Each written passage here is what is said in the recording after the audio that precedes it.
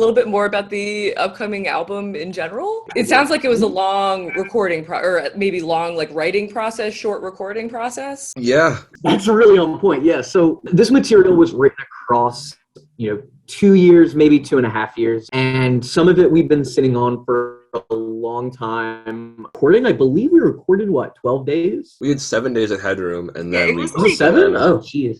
A lot of it had to be recorded in this room, where I am now after the fact, because we didn't have enough time at Headroom. I think one of the more interesting parts of, I guess, being in this band in particular is that we kind of made this weird, I think maybe unspoken, but like mutual agreement that like the way we perform it live, we should have the more or less the resources and the personnel and the ability to perform whatever we put on the, on that record, like live. We kind of got the chance to troubleshoot and listen and figure out like what was working, what wasn't. And for the nature of, I think what we're writing, a lot of it is very meticulous and very methodical, and we think out a lot of stuff. That's 7 days to record sounds extremely stressful. Did you have any like kind of like team like like motivation activities or anything to try to, or was it just kind of like, let's get in there and just like slam it? We were like pretty overconfident in how quickly it was going to go.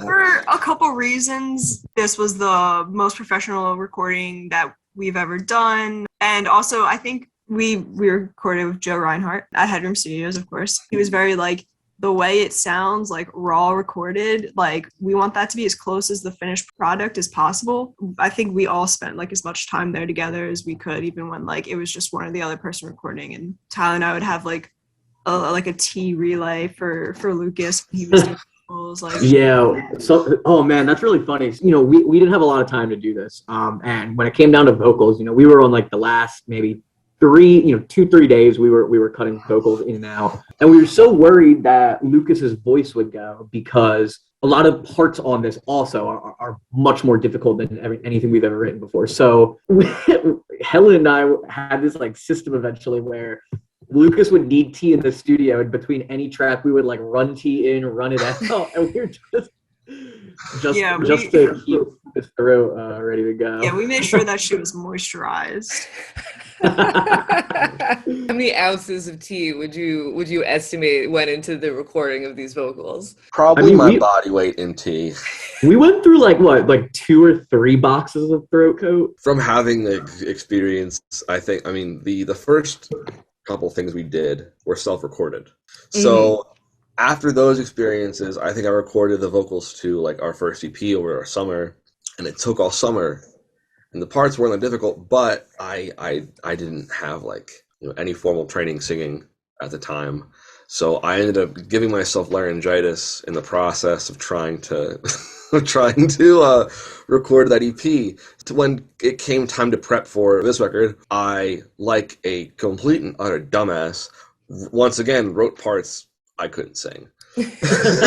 So in November of 2020, I started taking singing lessons, and immediately like unlocked a ton of stuff that I feel like I can do now with considerably more confidence than I could prior. But also when you record, you learn to first hate the sound of your own voice, and then as time goes on, you learn how to love it again. You learn how to kind of manipulate your voice into a sound where when you listen to it, you don't cringe. And, it took a lot of time to do that. Part of why I love being in this band is I think we all strive to make music that we enjoy not only playing, but also listening to. If I had to cringe every time I listened to our songs, it'd be a long life. I saw you just announced a zine that you've put on that kind of tracks your band history. Can you tell me a little bit more about how that kind of got put together? We are big believers in that music and art is not just a one-dimensional thing. Like, yes, we put out a song and you can listen to it and that's the art of it, but we like having like a visual complement. Like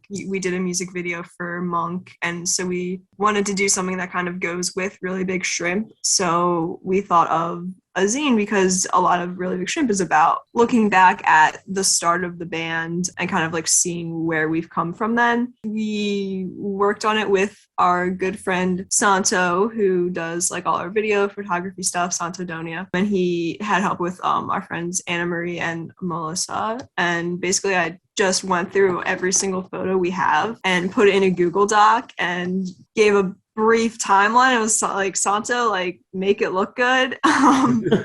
That's kind of like what he does best, is make things look good. So yeah, he's definitely our go-to visual guy. But yeah, he absolutely killed it. Those three curated the entire zine, and yeah. The early shows and the early kind of performances and happenings of our band are pretty well documented. Yeah. I mean, Santo, the same person who's doing this now, showed up at the second show we ever played and videotaped the set. And even at our first shows, we are friends with people who, are photographers, who, are artists, who love, just taking pictures and documenting, and effectively just like friends who, hold on to a lot of memories and capture a lot of those memories. And we've been lucky to, for whatever reason, at pretty much every early show we've played, someone has been there on the camera. So that's so cool. I love that. Yeah, really cool to get to show, a bunch of people that are finding out about us now, all these cool things and all these cool memories we made, when we were starting out.